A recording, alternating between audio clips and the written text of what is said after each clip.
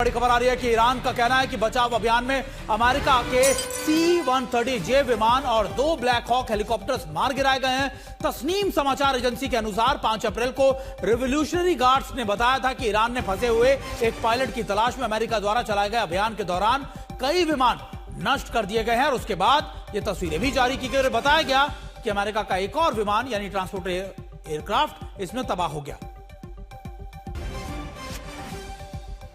और हमारे साथ हमारे दोनों खास मेहमान जुड़े हैं। डीके पांडे सर, अभी के दौर में अगर आप देखें तो आपको क्या लगता है कि कहां जाकर ये युद्ध रुकेगा? क्योंकि देखिए, ना तो यू टर्न लेने के लिए, बैकफुट पर आने के लिए ईरान तैयार है। अमेरिका ऐसी जगह फंस चुका है जहां पर उसकी साख की बात हो गई कि अमेरिका अगर बैकआउट भी करता तो फिर पूरी दुनिया, खासतौर पर अमेरिकी लोग ही सवाल उठाएंगे कि आखिरकार जब आपको यही करना था तो फिर आप युद्ध में गए ही क्यों? तो आपको क्या लगता है कि अभी ये युद्ध कहां जाकर रुक सकता है? देखिए, ये बहुत ही विषम प्रश्न है क्योंकि इसमें समीकरण में वेरिएबल्स हैं, बहुत सारे हैं। सबसे महत्वपूर्ण बात है कि जिस प्रकार से इकोनॉमिक को जो है लक्ष्य में बनाया है ईरान ने, और उसका जो दर्द है वो पूरे विश्व को हो रहा है, तो एक कूटनीतिक रूप से दबाव हो सकता है। और उस दबाव के अंतर्गत, क्योंकि डॉलर की कीमत देखिए, उसके बनिस्बत रियाल की कीमत, दोनों के बीच में काफी कशमकश चल रही है।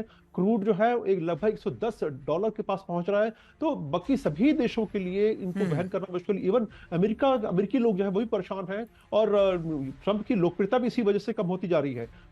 कहा जा रहा है कि $4 प्रति गैलन का रेट जो कि 2022 के बाद अब आया है, तो काफी लंबे समय के बाद जो है ये कहा जा रहा है कि अमेरिकी लोग भी इसका पिंच महसूस कर रहे हैं। तो एक प्रेशर वहां से रहेगा। लेकिन जहां तक बात है सामने की दृष्टि से बैटलफील्ड में क्योंकि देखिए, काफी टारगेट जो है डिस्ट्रॉय किए हैं, क्लेम कर रहे हैं इजराइल और अमेरिका। लेकिन जो उनके गुप्त, जो बिलो ग्राउंड यानी बंकर्स में जो उनके लॉन्चर पैड्स हैं, जो उनके असला है और जो अम्यूनिशंस डिपोज हैं, उनके ऊपर जो है लक्ष्य कब का होगा, वो जब तक वो है तब तक मुश्किल है। और उसके बारे में कहना थोड़ा सा मुश्किल हुआ, क्योंकि कहा जा रहा है कि लगभग 1 लाख ड्रोन थे और अमेरिका को धराशायी करने के लिए वो पर्याप्त है। लेकिन अमेरिका की दूरी कहां है, और इसमें परोक्ष रूप से कहा जा सकता है कि जो यूएस बेसेस हैं मिडिल ईस्ट में 19, उनको जो है लक्ष्य बनाना उद्देश्य है। लेकिन रशिया और चाइना जब तक चाहेंगे ये युद्ध चलता रहेगा। अगर दोनों मिलकर ये तय कर ले कि शांति करनी है, तो अमेरिका के साथ बात करके ये इसमें शांति स्थापित की जा सकती है। सर, हमारे साथ शेखर सिन्हा सर भी जुड़े। शेखर सिन्हा सर, कहा जाता है कि युद्ध के मैदान तो ठीक है, लेकिन आज के टाइम में युद्ध होता है परसेप्शन का। किसकी कितनी स्ट्रांग परसेप्शन है? अभी अमेरिका की 47 साल की, आप कह सकते हैं, पूरी परसेप्शन वॉरफेयर को लेकर, एक नैरेटिव डिसाइड करने को लेकर कुछ ही महीनों में, करीबन 1 से महीने के अंदर ही वो सारा चीज धुल गई। क्योंकि ईरान ने दुनिया को समझाने के लिए काफी हो गया कि देखिए, हमारे रिजिम को कोई बदल नहीं सकता, हमारे देश में कोई इंटरफेयर कर नहीं सकता, दुनिया के लिए सुप्रीम पावर होगा अमेरिका, लेकिन हम जब टकराने की बात करेंगे तो अमेरिका को नुकसान पहुंचा सकते हैं। वहीं अमेरिका के लिए दिक्कत यह हुई कि अब पूरे मिडिल ईस्ट के देश ये कह रहे हैं कि आप तो हमें सिक्योरिटी देना चाह रहे थे, आप तो हमें सेफ रखना चाह रहे थे, लेकिन आपने ही हमें युद्ध के इस पूरे महायुद्ध में झोंक दिया और अब हमारी सिक्योरिटी एक बड़ा कंसर्न हमारे लोगों के लिए बन गया है। तो क्या इस परसेप्शन की लड़ाई में ईरान ने अमेरिका से ऊपरी बढ़त बना ली है? देखिए सुमित, ये परसेप्शन के बियॉन्ड का मामला है।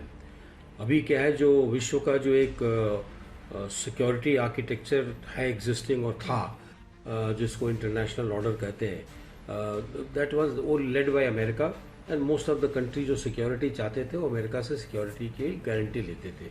लेकिन ये बदलाव जो है वो धीरे धीरे करके काफ़ी दिनों से चल रहा है।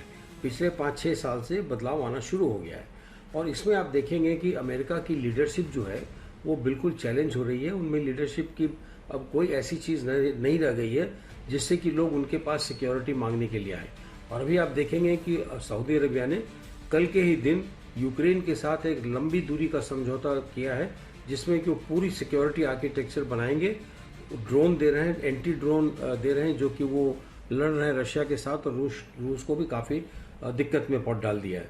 तो ये आप देखेंगे धीरे धीरे जो है ये अमेरिका से दूर होते नजर आ रहे हैं जितने भी अरब कंट्रीज हैं। और हो सकता है कि इसमें फिर चीन और रूस एक बार फिर उभर कर सामने आए, और मल्टीपोलैरिटी जो वर्ल्ड में होती जा रही है, छोटे छोटे ग्रुप्स बनेंगे और वो अमेरिका के अंदर नहीं रहेंगे। सबसे बड़ी बात यह है सुमित कि ये पेट्रो डॉलर का अंत हो रहा है। अभी जो पेट्रोल सब खरीदते थे लोग, जो भी ट्रांजैक्शन होती थी वर्ल्ड में, वो डॉलर्स में होती थी, लेकिन वो अब कहीं न कहीं बिखरता हुआ नजर आ रहा है।